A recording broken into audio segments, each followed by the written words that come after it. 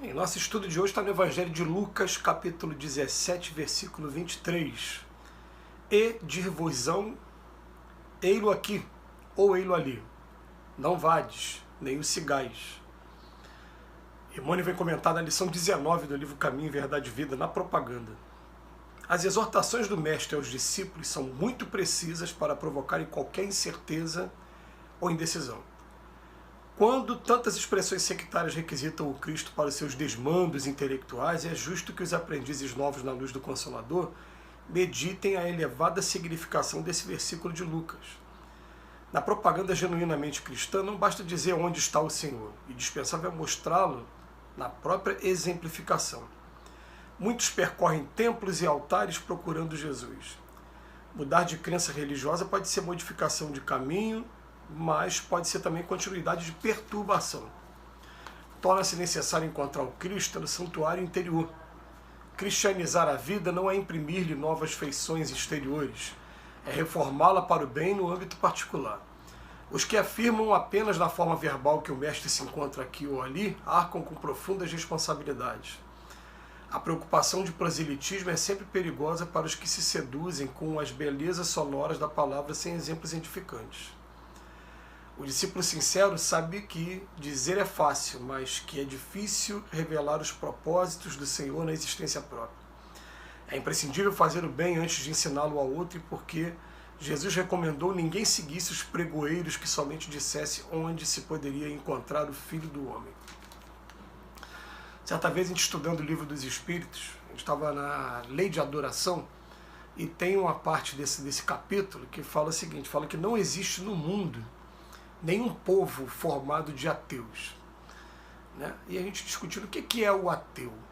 Normalmente o ateu é aquela pessoa que se decepcionou muito com uma determinada religião, ou normalmente com algum membro da religião, porque na verdade ele criou uma expectativa, criou uma ilusão de que se ia encontrar na figura do padre, do pastor, do presidente, seja lá qual é o nome, alguém perfeito, quando na verdade aqui na Terra não existe perfeição. Na verdade, a gente percebe até a preocupação em vários desses membros aí que dirigem as instituições de estar informando a nós que estamos no mesmo barco, tá?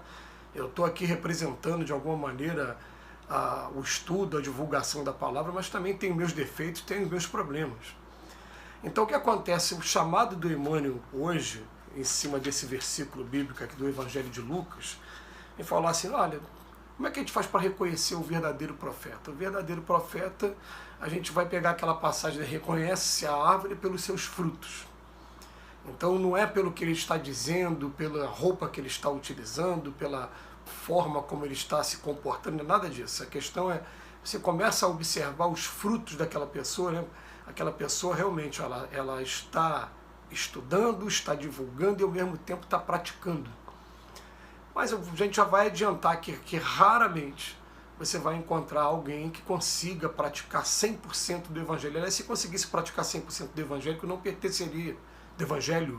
pertenceria a esse mundo, já estaria em mundos mais perfeitos. Então, normalmente, você vai encontrar críticas, sim, em cima da figura do presidente da Casa Espírita, do dirigente de algum determinado trabalho, do pastor da igreja evangélica, do padre. Vai ser muito comum. Uma ou outra pessoa vai sentar, eu não gostei muito daquele padre por conta disso, eu não gostei muito daquele pastor por conta disso, por conta daquilo. Né? E o Emmanuel vem chamar a atenção aqui, primeira coisa, mudar de crença religiosa pode ser modificação de caminho, mas pode ser também continuidade de perturbação. Você fica buscando aqui e acolá e, na verdade, você acaba não se encontrando em lugar nenhum e também não iniciando um trabalho em lugar nenhum. Agora, ele está falando mudar de crença, mas e outros, muitos percorrem templos e altares procurando Jesus. Vamos falar dentro da nossa própria religião mesmo. Eu vou sair daquela determinada igreja, eu vou sair daquele determinado centro espírita. A gente tem uma frase com a gente, que a gente usa aqui de coração, que foi até o espírito amigo que está sempre dizendo para a gente, fala assim, fazer o bem você pode fazer em qualquer lugar, mas compromisso de verdade você assume num lugar só. E o lugar que você assumir o compromisso, você vai ter um grupo de pessoas ali que você vai ter que aprender a lidar por necessidade evolutiva de cada um. Agora, quando aquela pessoa é suscetível demais, né, se melindra com qualquer coisa, vai ser natural que ela não consiga se estabilizar em lugar nenhum. Por isso que a gente pega lá no Evangelho segundo o Espiritismo, né, no Trabalhadores da Última Hora, para aqueles que souberem calar os vossos ciúmes, para que não deixar que a obra atrase, esses receberão o fruto. Porque, na verdade, o contato do ser humano é um contato difícil, não tem jeito. Nós estamos aqui, ó, ego esbarrando em ego. Todo mundo carregando em uma parcela muito grande de egoísmo, tem que ser do meu jeito, da minha maneira. Se não for da minha maneira, não vale. A gente tem essa dificuldade muito grande. Então ele vem falando para a gente, chamando a atenção do seguinte.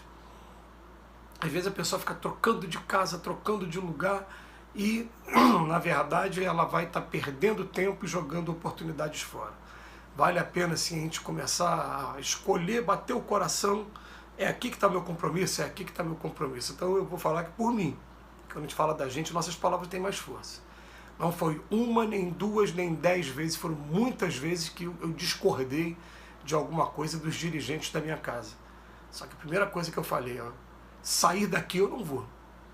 Eu vou continuar aqui. Ou eu vou continuar fazendo esse trabalho, né, de uma outra maneira, ou não, eu compactuar com esse tipo de trabalho. Prefiro que vocês façam, eu faço o meu aqui isolado.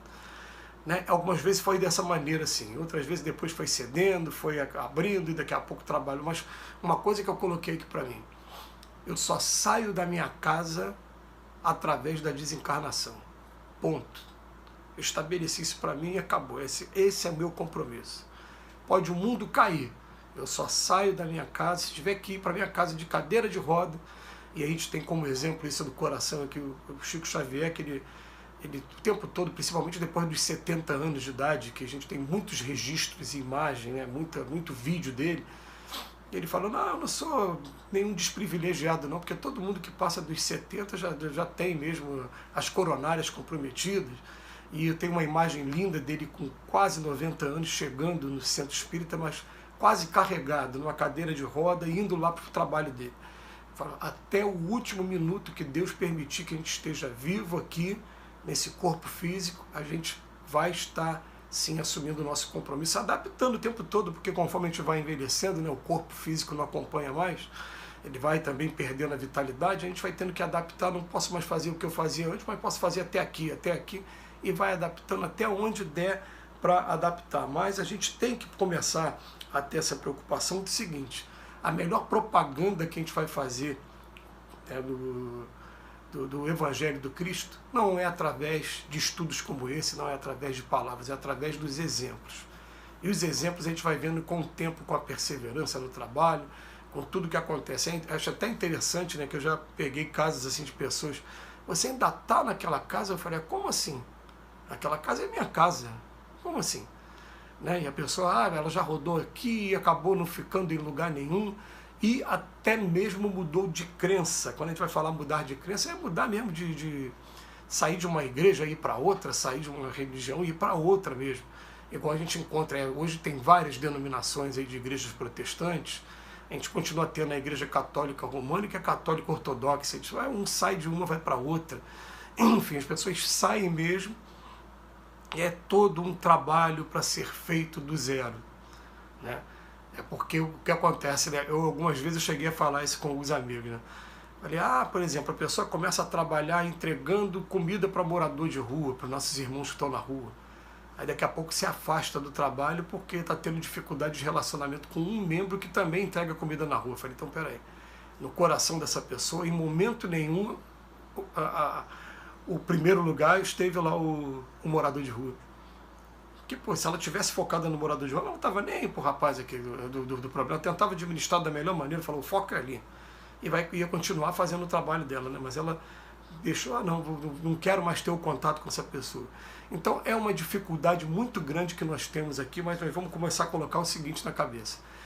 O dia que a gente conseguir lidar, respeitar a individualidade, o pensamento de cada um que convive com a gente, seja no nosso lar, seja no nosso ambiente profissional, seja no nosso ambiente religioso, a gente está no caminho. Agora, quanto mais a gente exige que as pessoas pensem igual a gente como requisito para que elas convivam com a gente, mais mostra que a gente está distante do sentido verdadeiro do cristianismo. Vamos guardar isso no fundo do nosso coração. Que Jesus nos abençoe hoje e sempre. A gente agradece mais uma vez a Emmanuel pelas reflexões.